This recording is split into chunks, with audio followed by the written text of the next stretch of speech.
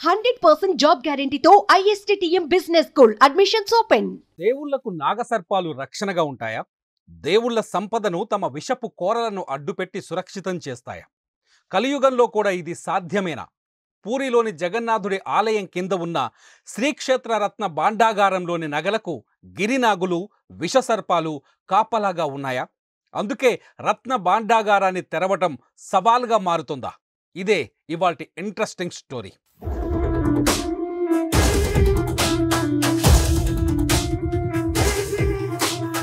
పూరి జగన్నాథుడి ఆభరణాల గురించి ఇప్పుడు దేశవ్యాప్తంగా సీరియస్ చర్చ జరుగుతోంది. పూరి ఆలయం కింది భాగంలో ఉన్న శ్రీక్షేత్ర రత్న భాండాగారంలో జగన్నాథుడి పురాతన నగలను భద్రపరిచారు. ఇప్పుడు ఆ నగలను, వాటి విలువను లెక్కించే అంశం దేశం దృష్టిని ఆకర్షిస్తోంది. దాదాపు 46 ఏళ్ల తర్వాత ఈ రత్న భాండాగారాన్ని తెరుస్తున్నారు. అయితే అది తెరవటం అనేది అతి పెద్ద సాహసంగా కనిపిస్తోంది. ఎందుకంటే పూరి జగన్నాథుడి రత్న భాండాగారంలో ఉన్న నగలను చేరుకోవాలి అంటే వాటికి కాపలాగా ఉన్న కాలనాగులను, విషపు సర్పాలను ముందు జయించాలి అని చెబుతున్నారు. అందుకే ఈ వార్త ఇప్పుడు దేశంలో అత్యంత చర్చనీయాంశమయ్యింది.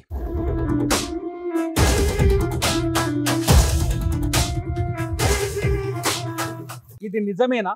దేవతల నగలకు విషసర్పాలు కాపలాగా ఉంటాయా అంటే పూరి జగన్నాథుడి కథలు చదివినా, పురాణాలను తిరగేసినా ఈ విషయం నిజమే అని చెబుతున్నాయి. ఎక్కడైతే జగన్నాథుడి నగలు ఉంటాయో అక్కడ కింగ్ కోబ్రాలు ఆ నగలకు కాపలాగా ఉంటాయన్నది ఈ ఇతిహాసాల సారాంశం. అంతేకాదు ఈ కథల్ని జగన్నాథుడిని కొలిచే భక్తులు కూడా బలంగా విశ్వసిస్తారు. అందుకే 46 ఏళ్ల తర్వాత ఈ రత్న భాండాగారాన్ని తెరిచేందుకు ప్రయత్నిస్తున్న ప్రభుత్వ కమిటీ ముందు సర్పాలను ఎదుర్కొనేందుకు ప్లాన్లు సిద్ధం చేస్తోంది. దేశంలో సర్పాలను పట్టగలిగిన నిపుణులను, సర్పాలు కాటేస్తే వెంటనే చికిత్స చేసేందుకు వైద్యులను, సర్పాలను కనిపెట్టేందుకు సెర్చ్ లైట్లను సిద్ధం చేసుకున్నారు. ఈ ఏర్పాట్లన్నీ సాయంతో జూలై 14వ తేదీన పూరి క్షేత్రం కింది భాగాన ఉన్న రత్న భాండాగారాన్ని తెరవబోతున్నారు. కింగ్ కోబ్రాలు కాపలాగా ఉన్న పూరి జగన్నాథుడి రత్న భాండాగారంలో అసలు ఏముంది? ఎన్ని నగలున్నాయి? ఎందుకు దేశవ్యాప్తంగా ఇంత పెద్ద చర్చ జరుగుతోంది అనే ప్రశ్నలు జనంలో ఆసక్తిని రెట్టింపు చేస్తున్నాయి. రత్న భాండాగారంలో వందల ఏళ్లుగా భద్రపరుస్తూ వస్తున్న జగన్నాథుడి వజ్ర వైఢూర్యాలు, గోమేధిక, పుష్యరాగాలు, కెంపులు, రత్నాలు, స్వర్ణాభరణాలు, వెండి ఆభరణాలు, వస్తువులు ఉన్నాయి. వీటన్నింటినీ 5 కర్రపెట్టెల్లో భద్రపరిచి రత్న భాండాగారంలో దాచిపెట్టి తాళం వేశారు. 1978 నుంచి ఇప్పటి వరకు ఆ గదిలోకి ఎవ్వరూ వెళ్ళలేదు. 2019లో ఆ సీక్రెట్ రూమ్లోకి వెళ్లేందుకు ప్రయత్నించి విఫలమయ్యారు. మళ్ళీ ఇప్పుడే ఆ గది తలుపులు తెరిచేందుకు సాహసం చేస్తున్నారు.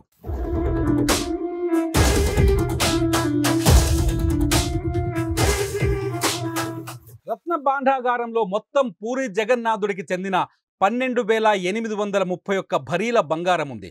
22,153 భరీల వెండి ఉంది. ఈ వెండి వస్తువులకు అత్యంత విలువైన వజ్ర వైఢూర్యాలను పొదిగారు. ఇందులో 1500 ఏళ్ల క్రితం నాటి ఆభరణాలు ఉన్నాయి. అప్పటి రాజులు, పాలకులు వీటిని తయారు చేయించారు. 1926లో ఓసారి ఈ రహస్య గదిని తెరిచి ఆభరణాలను లెక్కించారు. ఆ తర్వాత 1978లో మాత్రమే తెరిచారు. 1985లో గదిని కొందరు అధికారులు తెరిచి ఆభరణాలను లెక్కించే సాహసం చేయలేకపోయారు. 1978లో కూడా ఈ ఆభరణాలను లెక్కించడానికి 70 రోజుల సమయం పట్టింది. అయినప్పటికీ మరో 14 ఆభరణాలను లెక్కించలేక వదిలేశారు. తమిళనాడు, గుజరాత్ నుంచి నిపుణులైన స్వర్ణకారులను తీసుకొచ్చి విలువ కట్టే ప్రయత్నం చేశారు. కానీ అది ఫలించలేదని చెబుతున్నారు. దీంతో రత్న భాండాగారంలో ఉన్న ఆభరణాల విలువ ఎవ్వరికీ అంతు చిక్కటం లేదన్నదే ఇక్కడ అసలు పాయింట్.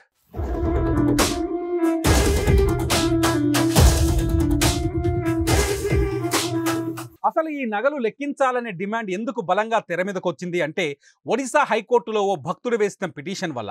జగన్నాథుడి రహస్య గదిలోని ఆభరణాలు లెక్కలు భక్తులకు తెలియాలని, వాటి విలువ కట్టాలని కోర్టుకెళ్లాడు. కేసు సుప్రీంకోర్టు దాకా వెళ్ళింది. సుప్రీంకోర్టు ఆదేశాలతో నవీన్ పట్నాయక్ గవర్నమెంట్ 2019లో 13 మందితో ఓ కమిటీ వేసింది. ఆ కమిటీ రహస్య గది తలుపులు తెరిచే ప్రయత్నం చేసింది. కానీ తాళం చెవి దొరకలేదు. తాళం చెవి ఎక్కడా అనే ప్రశ్నతో వివాదం కొత్త మలుపు తిరిగింది.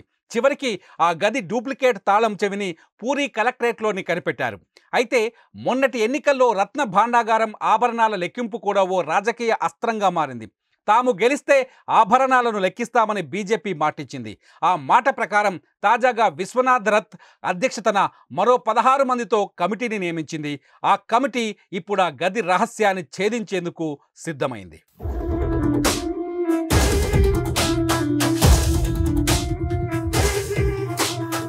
మరి ఆ గదిలో పాములున్నాయనే ప్రచారం ఎందుకు జరుగుతోంది అంటే 2019లో రత్న భాండాగారాన్ని తెరిచేందుకు వెళ్లిన కమిటీ సభ్యులు కిటికీల గుండా గది లోపలి పరిస్థితులను గమనించారు.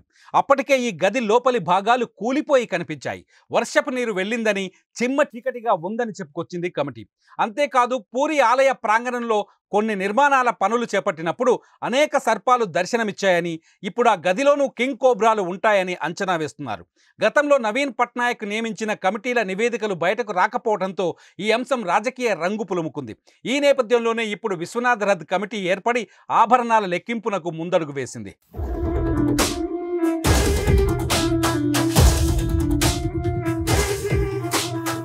1978లో జరిగిన లెక్కింపు మాదిరిగా కాకుండా ఇప్పుడు జగన్నాథుడి ఆభరణాల మీద ఓ స్పష్టమైన నివేదిక ఇవ్వాలని భావిస్తోంది బీజేపీ ప్రభుత్వం.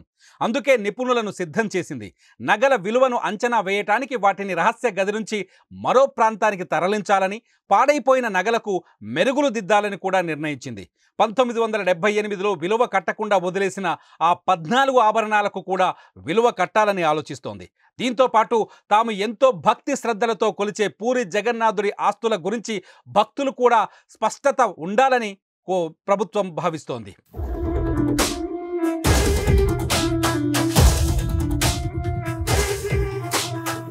ఇంతకీ పూరి జగన్నాథుడి ఆస్తుల విలువ ఎంత అనే ఆలోచన ఇప్పుడు అందరి నోటా వినిపిస్తోంది. 2018లో ప్రభుత్వం చేసిన లెక్కల ప్రకారం పూరి జగన్నాథుడికి కూడా బోలెడంత ఆస్తులున్నాయని తేలింది. రత్న భాండాగారంలో ఉన్న నగలు కాకుండా దేశవ్యాప్తంగా పూరి జగన్నాథుడికి అనేక ఆస్తులున్నాయి. ఒక్క ఒడిశాలోనే 60,426 ఎకరాల భూమి ఉంది. పశ్చిమ బెంగాల్లో 322.9 ఎకరాలు, మహారాష్ట్రలో 28.2 ఎకరాలు, మధ్యప్రదేశ్లో 25 ఎకరాలు, ఆంధ్రప్రదేశ్లో 17 ఎకరాలు, ఛత్తీస్గఢ్, బీహార్లో కలిపి 3 ఎకరాల భూమి ఉంది. ఇది కాకుండా బ్యాంకుల్లో 600 కోట్లకు పైగా నగదు డిపాజిట్లున్నట్టు తెలుస్తోంది. అంతేకాదు కిలోల కొద్దీ బంగారాన్ని కూడా డిపాజిట్ చేసినట్టు సమాచారం ఉంది.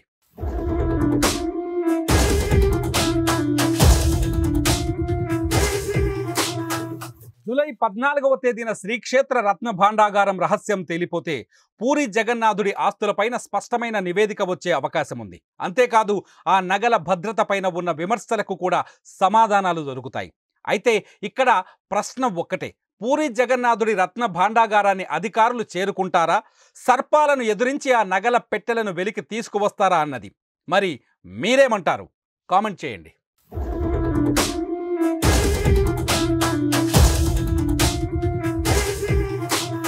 మీ బిజినెస్ ఏదైనా మీ ఊర్లో ప్రమోషన్ చేయాలంటే అది సుమన్ టీవీతోనే సాధ్యం. ఇప్పుడే సంప్రదించండి.